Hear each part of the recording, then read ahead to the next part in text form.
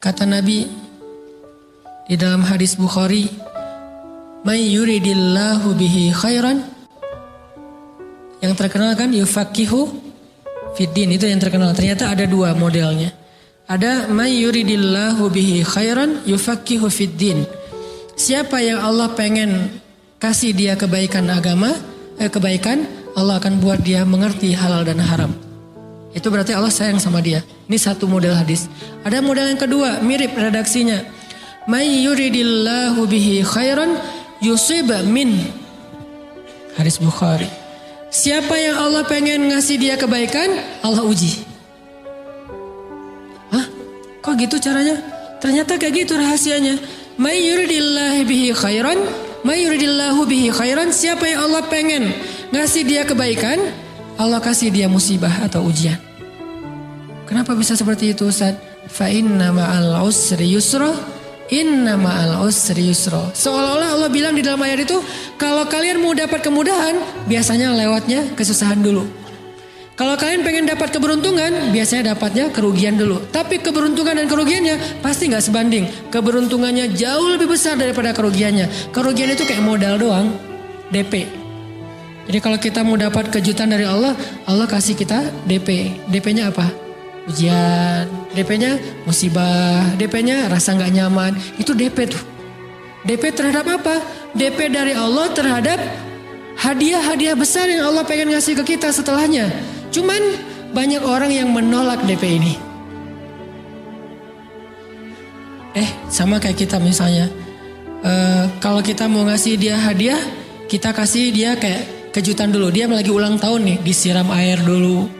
Setelah itu dikasih hadiah-hadiah yang mahal. Rela gak disiram air demi hadiah? Rela, udah siramin lagi aja. Kalau setelahnya ada hadiah. Yang kita gak rela, kalau setelah disiram, disuruh bersih-bersih sendiri dan gak dikasih apa-apa, kan gak rela tuh. Berarti ini bab iman. Yakin gak kalau Allah tetap ngasih hadiah? Kan sabar dan iman itu ternyata tahu aman, kembar. Kalau kita yakin Allah ngasih hadiah setelah ngasih kita DP ujian, ya kita akan sabar. Gak apa-apa deh, bentar lagi mau dikasih hadiah, digini-giniin juga gak masalah. Dibully, diapain sama Allah, biarin aja. Ya Allah saya sabar, kan bentar lagi mau dikasih hadiah nih. Ini masalah yakin. Tapi kalau kita gak yakin, apa sih maunya Allah gitu kan? Begitu kalimat ini keluar, maka yang muncul setelahnya adalah mengeluh, berputus asa, dan gak akan sabar menghadapi ujian.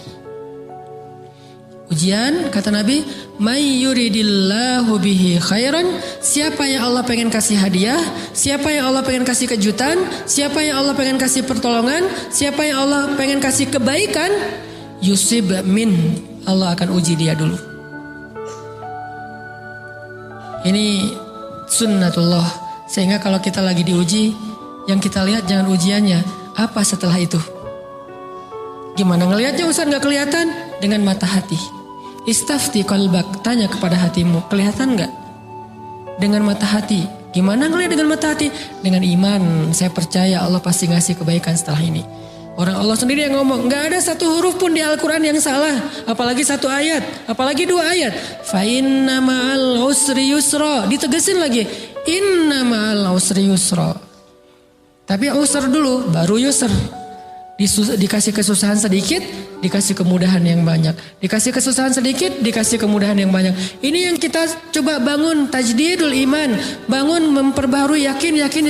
Sehingga ketika kita diuji, sedih, wajar. Mengaduh sedikit bukan mengeluh ya. Kalau mengeluh kan nyalahin Allah. Kalau ngaduh, yang namanya orang dicubit kan itu ngaduh. Tapi kalau apa sih maunya Allah? Nah itu ngeluh. Antara mengaduh dengan mengeluh berbeda. Mengaduh itu manusiawi. Sedih itu manusiawi. Air mata bahkan bukan hanya manusiawi, itu rahmat dari Allah. Orang yang gak bisa menangis itu yang bahaya.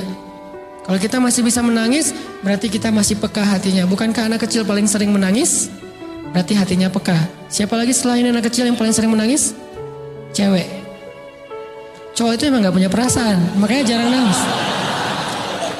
Cewek dikit-dikit nangis, jangan bilang, cemen banget sih nangis apa, cengeng apa. Enggak, karena dia perasaannya lebih peka dari kita. Itulah kenapa Allah menitipkan bayi kepada perempuan. Kalau dititipin ke laki-laki hancur.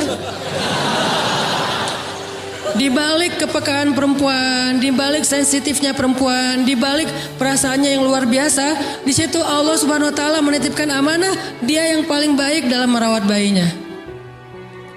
Perempuan secara umum mungkin lebih banyak bicara daripada laki-laki ya. Walaupun ada orang yang perempuan pendiam banget, ada yang nggak ngomong sama sekali, misalnya diem-diem aja, ada. Tapi secara umum perempuan lebih banyak berucap daripada laki-laki. Emangnya ini kekurangan? Bukan. Ini kelebihan. Kalau dia berikan itu dalam hal yang tepat. Apa yang tepat? Mendidik anak.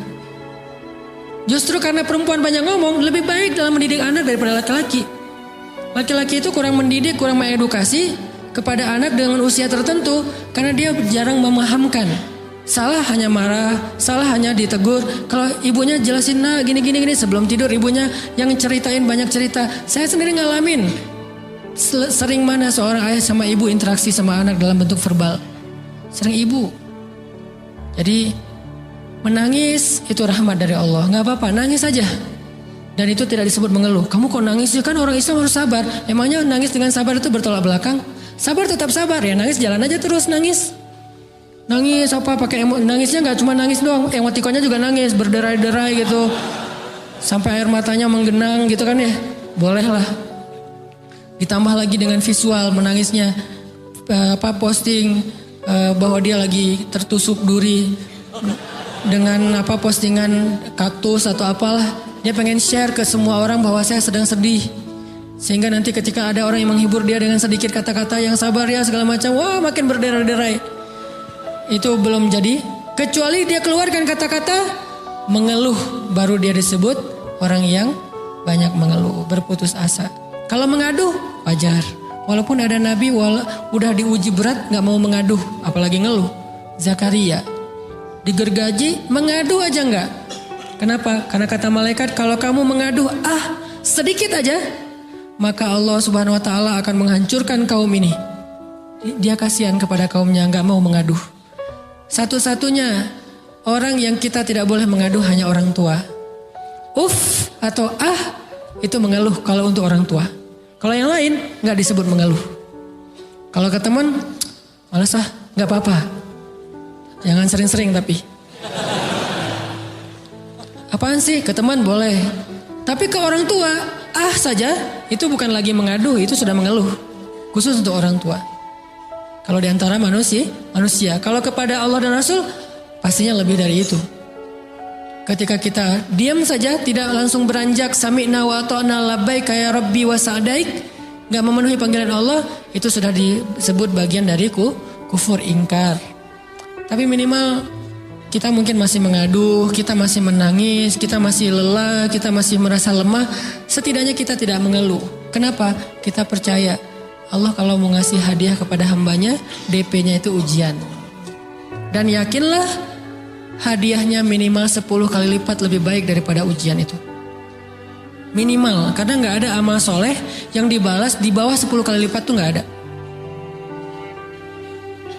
Amal soleh, amal ya bukan niat. Amal yang udah kita kerjakan minimal dibalas 10 kali lipat. Minimal, maksimalnya bighairi hisab, tanpa batas. Bighairi hisab, tanpa batas. Ada yang 700 kali lipat kayak sedekah. Tapi tetap aja ayat sedekah di akhirnya ujung-ujungnya apa? Bighairi hisab juga kan? Berarti sedekah itu minimal dibalas 700 kali lipat minimal. Kalau kita yakin. Selalu syaratnya kalau kita yakin. Dan saya ngebuktiin itu banget. Saya pernah ngalamin lagi jalan-jalan di sebuah kota yang ada becak kayuhnya, becak sepeda gitu ya. Jalan terus saya bilang, Pak berapa ongkosnya? 20.000. Udah naik aja 20.000. Karena kita keliling-keliling kota, ternyata saya jadi kasihan sama dia 20.000. Kasihan kan 20.000 dibayar keliling kota, walaupun pas mampir beberapa tempat mungkin dia dapat tips ya. Tapi saya nggak tega gitu, dia cerita tentang anaknya lagi sekolah apa segala macam, makin bikin baper kan. Pas selesai saya kasih dia 100.000. Dari 20.000 dikasih 100.000 karena kasihan. Dan saya yakin nggak mungkin sedekah itu sia-sia. Kan Nabi bersumpah kan, demi zat yang jiwaku di dalam genggamannya, tidak berkurang harta karena sedekah. Demi Allah kata Nabi, nggak berkurang harta karena sedekah. Berkurang harta karena belanja, ya. Berkurang harta karena pacaran? Banget. Modal banget kan? Apalagi buat cowok. Tapi berkurang harta karena sedekah? Gak mungkin kata Nabi. Demi Allah gak berkurang harta karena sedekah.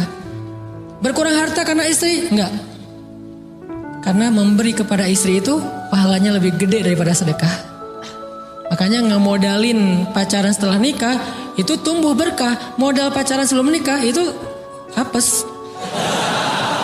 Jadi kalau pengen modal nih ngemodalin cewek, traktir, ngapa-ngapain, bayarin, jangan sebelum nikah. Sebelum nikah jadi orang pelit aja nggak apa-apa. Tapi setelah nikah jor-joran sih, apalagi yang, bayarin semuanya. Kenapa? Pahalanya lebih gede daripada sedekah. Bahkan lebih gede daripada infak fi sabilillah. Seorang suami memberi nafkah istri itu pahalanya terkadang lebih besar daripada kita berinfak untuk fi sabilillah, untuk korban perang. Saya heran kalau ada orang sedekahnya rajin tapi ke istrinya kikir, aneh, berarti dia nggak ngerti konsep. Padahal memberi kepada istri itu selama itu kebutuhan pokok ya, dan sedikit entertain, nggak apa-apa asal nggak berlebihan, itu luar biasa. Makanya saya kalau jalan sama istri yang mana? Itu yang Oni suka. Oh ya, Oni suka. Kasih aja. Kenapa? Minta ini. Kasih. Selama ada kan kenapa nggak dikasih kan ya? Nanti Allah ganti. Makin rajin kita ngebayarin istri kita, ngebelanjain istri kita, makin Allah ngasih yang kita nggak pernah duga-duga. Sampai istri kita cemburu sama kita. Kok kamu duitnya banyak banget sih? Kan gara-gara aku sering ngasih ke kamu. Ya udah sini lain lagi. Mau ditransfer berapa gitu kan ya? Saya ngasih 100.000 ke si bapak. Dan saya yakin teman-teman sedekahnya pasti lebih dari itu karena 100.000 saya sebut. Kalau 1 juta ke atas saya nggak mau nyebut, malu dong, ria ya.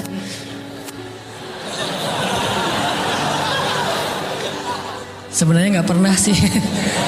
100.000 deh, karena kan kecil. Saya kasih 100.000. Ternyata begitu saya kasih 100.000 dia doa. Nah ini nih pentingnya sedekah ke orang yang membutuhkan tapi nggak minta-minta, dia tulus. Dia langsung doa, ya Allah Pak mudah-mudahan rezekinya lancar, berkah, bertambah dan segala macam, bahagia keluarganya. Doa-doa ini semuanya dikabulkan dalam hitungan hari. Pertama, bertambah bahagia rumah tangganya, dapat kecupan dari istri. Dia nganggap suami saya cowok banget sih. Mulai satu nih. 2, demi Allah selang 15 jam kalau nggak salah, karena waktu itu malam, besok paginya ada orang yang ngejar-ngejar saya pengen ngasih hadiah. Ustadz saya pengen ketemu Ustadz. Maaf saya nggak bisa ketemu sekarang, lagi rush, lagi tight schedule gitu-gitulah, sok-sok gaya nggak jelas gitu ya. Terus Ustadz saya pengen banget ketemu, dia nggak ngomong pengen ketemu apa. Kalau dia bilang mau ngasih duit kan langsung saya prioritaskan kan ya. Berhubung dia nggak ngomong, ya udahlah, saya sok-sok jual mahal gitu. Tapi yang namanya rezeki kan gimana kita tolak dia datang kan. Saya nolak.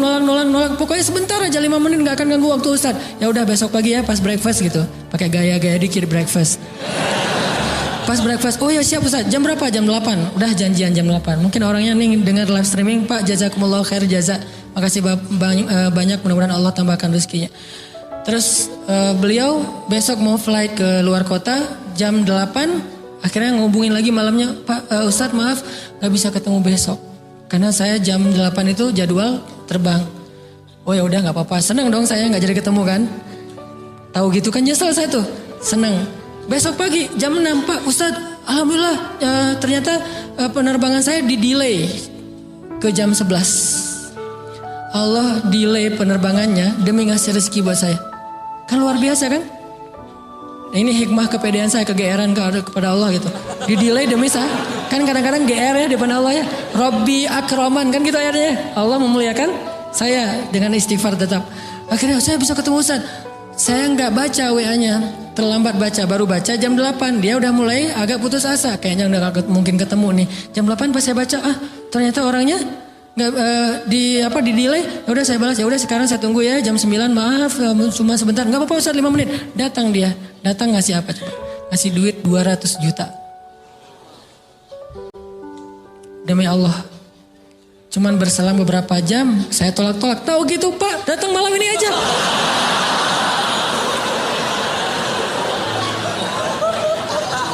Harusnya malam itu juga saya cari orangnya. Kalau perlu saya yang nyamperin Bapak. Sherlock, saya kejar. Manusia gitu banget ya. Tapi Masya Allah di situ saya jadi tahu, oh doa orang itu lebih akurat, lebih mantap, lebih diijabah daripada doa saya. Mungkin bukan karena sedekah, tapi karena Doa setelah sedekah, ya Allah dan segala macam dimudahkan sama Allah. Itu luar biasa loh. Saya nggak percaya, saya pikir main-main, orang nih iseng kayaknya pengen ketemu doang, pengen selfie. Ternyata pas saya cek, ditransfer, di capture, Ustadz udah ditransfer. Saya, jangan-jangan nih jebakan Batman gitu ya. Nyari-nyari sana segala macam. Alhamdulillah ternyata emang niat baiknya pengen, alhamdulillah saya terkesan, saya dapat hidayah lewat Ustadz segala macam. Sekarang saya pengen membalas jasa Ustadz walaupun kecil 200 juta. Untung saya nggak kaget dan kemudian pingsan. Pak 200 juta stroke kan ya, bahaya, lebih mahal dari 200 juta. Ini keajaiban ya teman-teman. Jadi kita tuh, saya kan sering bilang keajaiban itu terjadi tergantung tingkat iman. Bukan saya udah soleh banget enggak. Saya belajar terus untuk yakin deh sama Allah. Modal kita tuh kan gini sebetulnya kan. Duit kita tuh banyak loh teman-teman. Cuman gak disimpan di bank, gak disimpan di saku, disimpannya di sisi Allah. Bedanya apa sih? Kenapa kita kalau disimpan di bank tenang? Saya lagi punya duit banyak dari 100 juta. Di mana? Di bank. Aman. Kenapa kalau disimpan di saku? Aman. Tenang. Kenapa kalau disimpan di Allah gak tenang? Kenapa kalau disimpan di Allah kita bilang gak punya duit? Ini kan gak fair sama Allah. Gak punya duit nih. Siapa bilang gak punya duit? Kan ada Allah. Tinggal minta sama Allah. Tapi gak ada wujudnya. Tapi kan ada janjinya. Bukankah janji Allah lebih kuat daripada wujud? Bukankah iman harusnya lebih mantap daripada sesuatu yang konkret yang kita lihat? Ada duitnya di sisi Allah. Kenapa gak dikasih? Karena kita belum butuh. Kalau kita yakin duit kita itu ada di Allah, tapi dikasihnya pas kita butuh. Begitu butuh ya Allah langsung dikasih sama Allah. Itu banget benar-benar terjadi dalam kehidupan kita. Pasti kayak gitu. Tingkat tergantung kita yakin apa enggak. Nih kalau Allah bilang may yuridillahu bihi khairan, Allah kalau pengen ngasih hadiah kepada seorang hamba, Allah kalau pengen ngasih kejutan kepada seorang hamba, yusib. Allah kasih dia ujian sedikit aja. وَلَنَبْلُوَنَّكُمْ بِشَيْءٍ sedikit بِشَيْءٍ مِنَ الْخَوْفِ وَالْجُوعِ وَنَقْصٍ مِنَ الْأَمْوَالِ وَالْأَنْفُسِ وَالثَّمَرَاتِ وَبَشِّرِ الصَّابِرِينَ. Kami uji sedikit aja dengan rasa lapar, dengan rasa takut, dengan sedikit kekurangan ini dan itu, sedikit. Tapi wabasyiris sabirin, sampaikan kejutan kepada orang yang bersabar. Sampaikan kejutan kepada orang bersabar. Jadi bisa dibilang kejutan-kejutan hidup kita itu munculnya dengan iman dan sabar. Dengan iman dan sabar. Iman artinya yakin, husnuzon sama Allah. Ana inda dhanni abdi bi, aku tergantung prasangka hambaku kepadaku. Sabar, wasta'inu bis sabri was shalah. Minta pertolongan Allah, caranya dengan sabar, kemudian dengan sholat. Pasti Allah tolong. Ustaz, saya udah sabar lagi. Isbiru wasabiru. Kalau udah sabar, bersabar lagi. Sampai kapan Ustaz? Sampai Allah Subhanahu wa taala benar-benar mengakui kesabaran kita. Setelah itu Allah pasti kasih. Terus apa yang harus saya lakukan Ustaz? Buktikan di hadapan Allah kita itu hamba yang penyabar. Jangan bilang ya Allah saya akan sabar. Jangan, tunjukin aja. Ya Allah kurang apa lagi dari saya? Tunjukin aja. Nanti Allah sendiri yang akan memberi kita gelar sabirin. Sehingga Allah bilang wabasyiris sabirin. Sampaikan berita gembira kepada hambaku yang sabar. Dan kalau Allah udah ngasih berita gembira, itu beruntun loh. Kita sabar kayak Allah tahan dulu nih ya. Kejutan Allah tahan dulu hadiahnya buat kita tuh. Ditahan, tahan. Makin lama makin sulit pastinya. Makin lama makin berat, makin lama makin berat. Begitu dibuka kerannya, itu gak ada selesai-selesainya. Sampai kita kebingungan. Loh, kok datang terus-terusan. Kayak gitu cara Allah memperlakukan hambanya.